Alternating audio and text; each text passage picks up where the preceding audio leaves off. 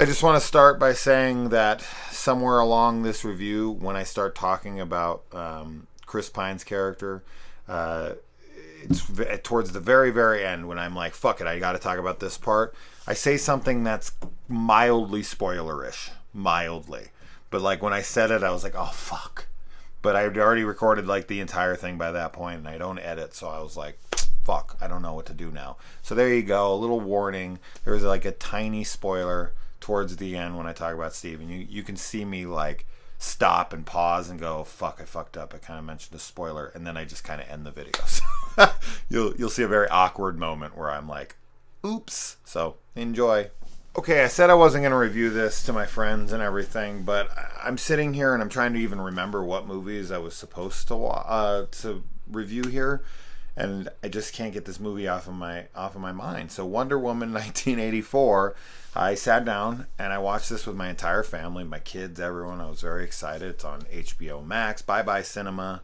I'm just kidding. I'm not kidding. I do think the cinemas are finished. It's just inevitable at this point, but whatever. Moving on from that, I don't want to start a war. I know some people are like very pro cinema, and how could you fucking heathen, you hate cinema. Okay. I'm just trying to tell you what I think is going to happen. I don't think cinema, like theaters, are going to be what they once were. I just don't see that happening in the future. Anyways, moving on. So Wonder Woman. I don't want to talk about this very long because almost everything I have to say about this movie would be done in spoilers. And I'm not going to get into spoilers because I'll sit here for a fucking like half an hour going, so why would this happen? And how could this have happened? And I don't understand why this is relevant. And what did this do for the story? And man, I didn't like this one at all. I didn't like this movie almost at all. Like, I was really, really surprised because I do quite enjoy the first one. Obviously, Gal Gadot is just arguably the most beautiful woman on earth. And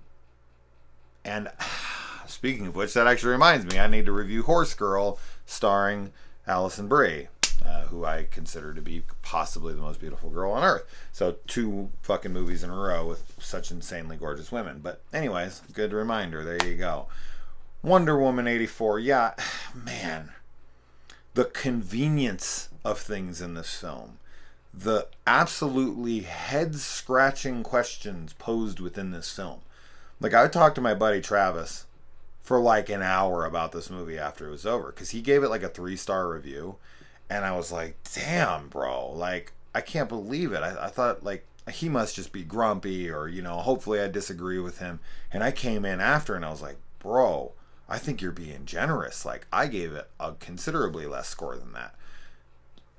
Yeah, like, I can't believe it. Now, this was out of 5 stars. I gave it a 2 on Letterboxd, and he ended up giving it a 2.5 after we talked.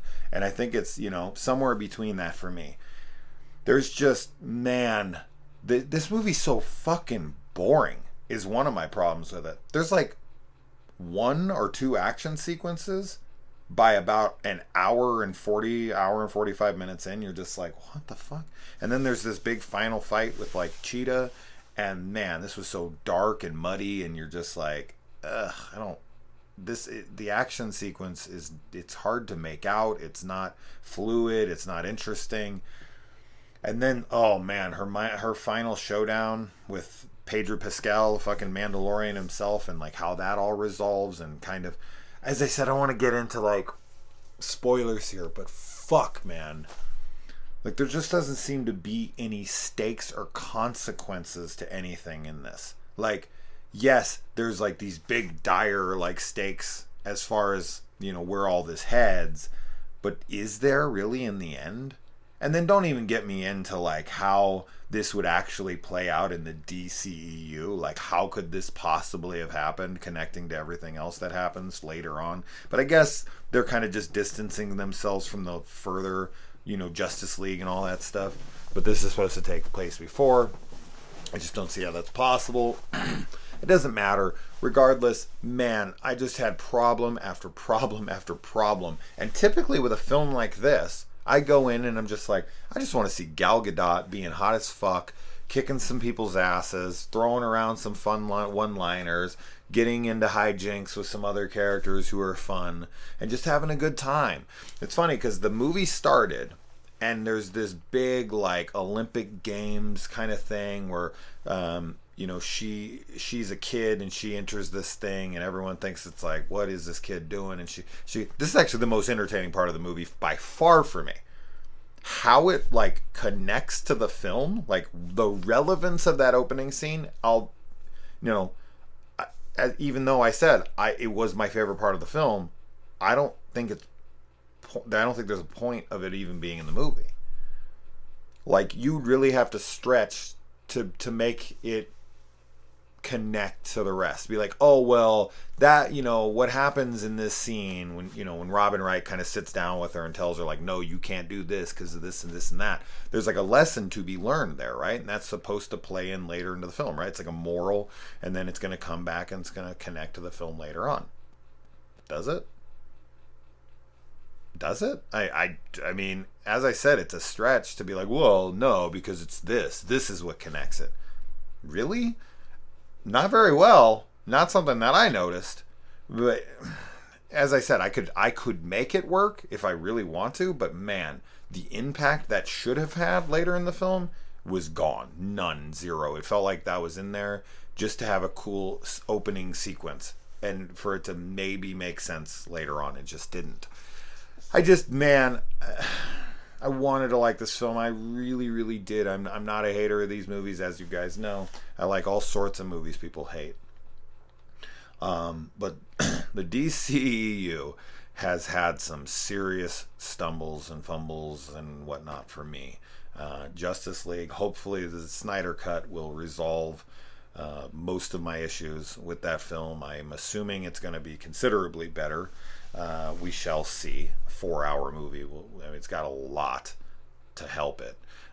Suicide Squad has an awesome first half and just a really lackluster second half because of a poor decision to not go with the Joker as a villain, and they went with something else completely that was like, why this? This is silly. This is a dumb idea. Very much looking forward to James Gunn's Suicide Squad though, but yeah, it's just this series has had some stumbles, and this is one of them for me. After the very impressive outing of Patty Jenkins in the first film, I was very much excited when they announced her Rogue Squadron Star Wars movie coming out in December of 2023.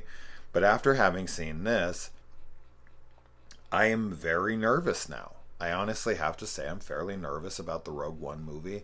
And if I see that she is announced as a writer on Rogue Squadron, I'm going to be very nervous because she wasn't involved in the first film's writing, but she is involved in this film's writing, and I feel like the writing in this movie is by far and away the worst part of this film.